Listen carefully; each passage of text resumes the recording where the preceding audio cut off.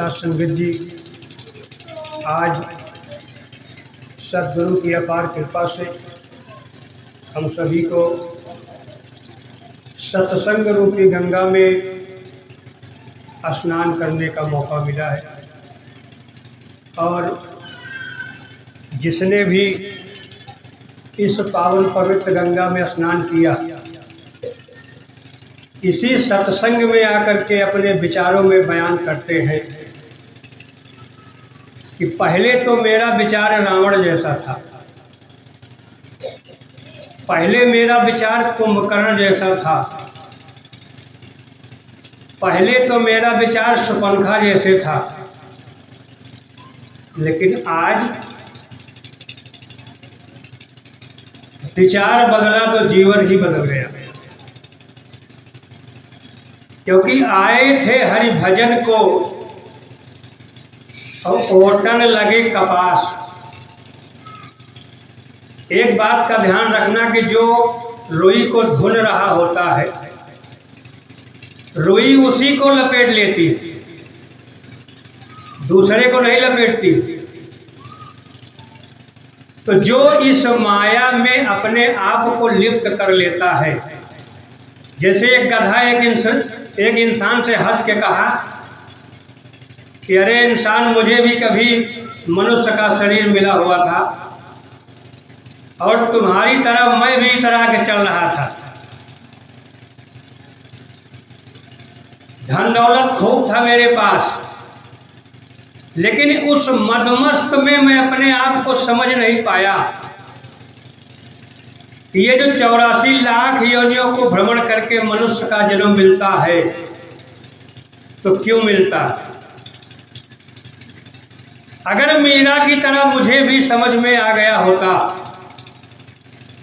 कबीर दास जी की तरह मुझे भी समझ में आ गया होता, बाबा बूटा सिंह जी महाराज की तरह मुझे भी समझ में आ गया होता, तो आज मैं गधे की योनि में नहीं होता, मैं भी मुक्त हो गया होता।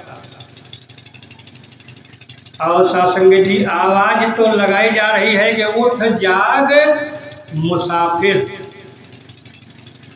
घोर भई अब रैन कहाँ जो सोत है।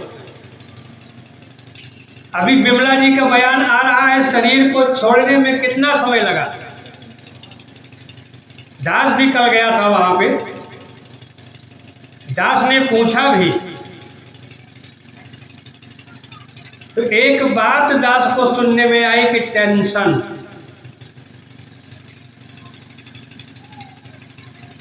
तो आदमी टेंशन में हर समय सोते जागते उठते बैठते खाते पीते चलते फिरते हर समय टेंशन में मदमस्त है।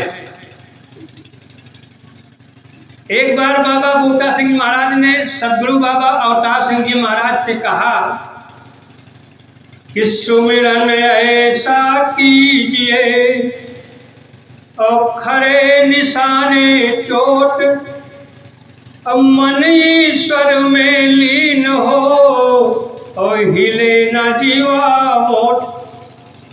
अब सद्गुरु बाबा अवतार सिंह जी महाराज सुमिरन में इतना मस्त हो गए कि उनको ये भी ध्यान नहीं है कि हमारे साथ बाबा बूटा सिंह जी महाराज हैं। अब बाबा बूटा सिंह जी महाराज बार बार उनको आवाज लगा रहे हैं, लेकिन उनको कुछ नहीं सुनाई दे रहा है। उनको तो सिर्फ और सिर्फ ये निरंकार की धुन सुनाई दे रही है। कुछ समय के बाद बाबा बूटा सिंह जी ने उनको झकझोर दिया, अचक गए, बोले क्या बात है बाबा जी? बोले मैं तुमको कब से आवाज लगा रहा हूं और तुमको सुनाई नहीं दे रहा है। उन्होंने कहा कि आप ही ने तो कहा था कि सुमिरन ऐसा कीजिए कि सारी सुध बुध खत्म हो जाए, मैं शरीर में हूं ये भी समाप्त हो जाए, मैं नर रूप के में हूं ये भी समाप्त हो जाए, मैं नारी हूं ये भी समाप्त हो जाए। लेकिन आज इंसान अपने इस गृहस्थ जीवन के टेंशन में इतना मस्त है कि बगल में बैठा हुआ व्यक्ति भी उसको पता नहीं कि कोई बैठा है कि कोई उठ के चला जा रहा है।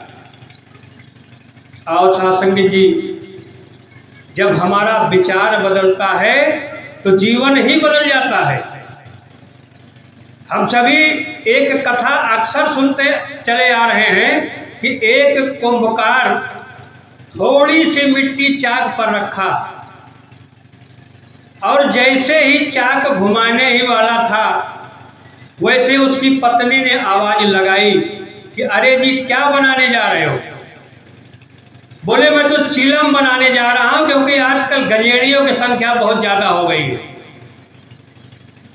कोई उम्र ही नहीं है गांजा पीने वालों की। 15 साल का लड़का भी गांजा पी रहा है और 80 साल का बुढ़ा भी गांजा पी रहा है। उसने कहा ठहरो। फिर उसने कहा क्या हुआ? बोले चिलम मत बनाओ। फिर उसने कहा क्या बनाऊं? बोले सुराही बनाओ, मटकी बनाओ, गर्मी का सीजन आ गया है, खूब अच्छा व्यापार चलेगा। अब कुंभकार ने ढेर सारी मिट्टी चाक पे रखी और जैसे ही चाक को घुमाया मिट्टी से आवाज आ गई कि अरे जी इसके पहले आप क्या बनाना चाहते थे? तो कुंभकार ने कहा कि मैं इसके पहले तो चिलम बनाने जा रहा था। फिर मिट्टी ने कहा कि अब क्या बनाओगे? तो उसने कहा कि अब मेरा विचार बदल गया, अब मैं सुराही बनाऊंगा, मटके बनाऊंगा। मिट्टी ने कहा कि कुंभकार तुम्हारा तो विचार बदला है और मेरा तो जीवन ही बदल गया। बोले क्यों? बोले चिलम बना देते जब हमको तो लोग उसमें तंबाकू रखते, फिर उसमें आग रखते और जब लगा के आग खींचते तो मैं भी जलती और जो खींचता वो भी जल जाता। और अब मटकी बनाओगे तो मैं भी शीतल रहूंगी और लोगों को भी शीतल कर दूंगी। आज सद्गुरु यही काम कर रहा है। किसके पहले हम रावण के विचार में थे, लेकिन जब इस जगह इस दर पे मुझे आने का अवसर मिला तो रत्नाकर डाकू भी वाल्मीकि के नाम से जानने लगे लोग उनको। रत्नाकर डाकू जानते हो आप ना?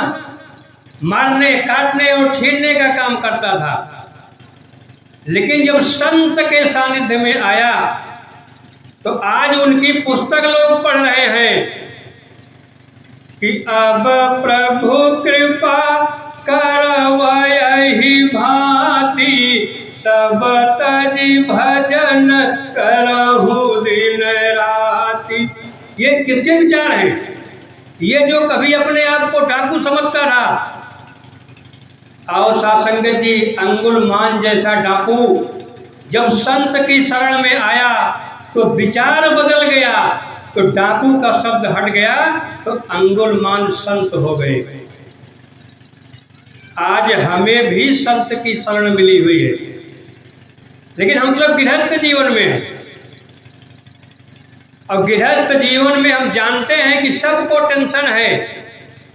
किसी को भाई से टेंशन है तो किसी को पड़ोसी से टेंशन है, किसी को सास से टेंशन है तो किसी को बहू से टेंशन है, किसी को धन से टेंशन है तो किसी को बीमारी से टेंशन है। लेकिन गृहस्थ जीवन किसी युद्ध से कम नहीं है। और गृहस्थ जीवन में युद्ध अपनों से ही लड़ना पड़ता है। भाई महाभारत का जब युद्ध हुआ था तो कौन किससे लड़ा था?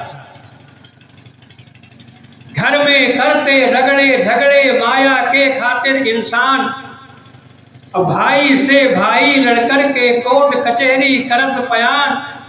माया प्रभु की माया मेरी, माया किसकी है? कोई लेकर के आया था?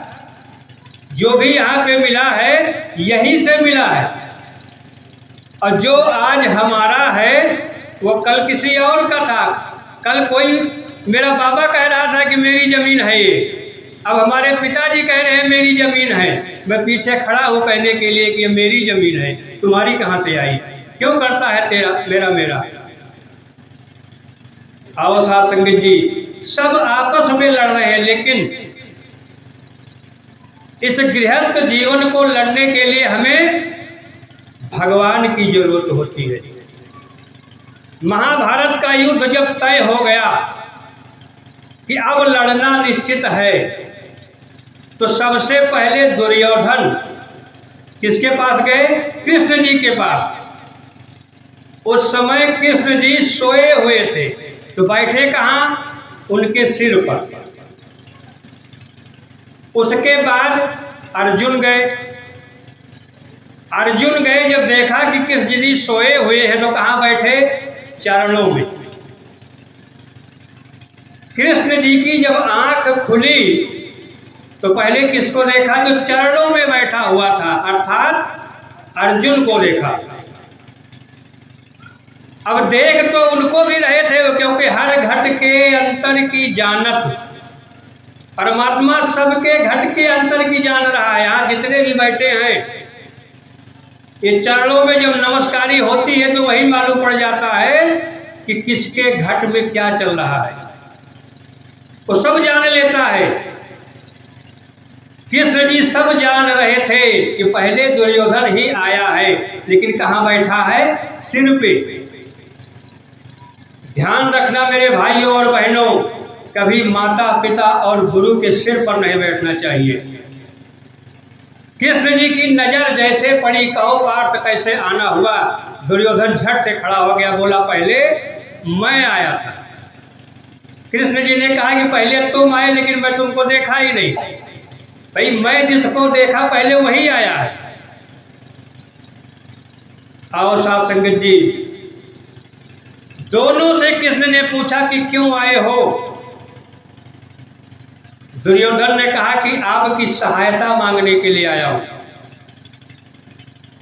अर्जुन ने भी कहा कि आपसे सहायता लेने के लिए आया हूं। कृष्ण ने कहा पहले मांगने का हक अर्जुन को है।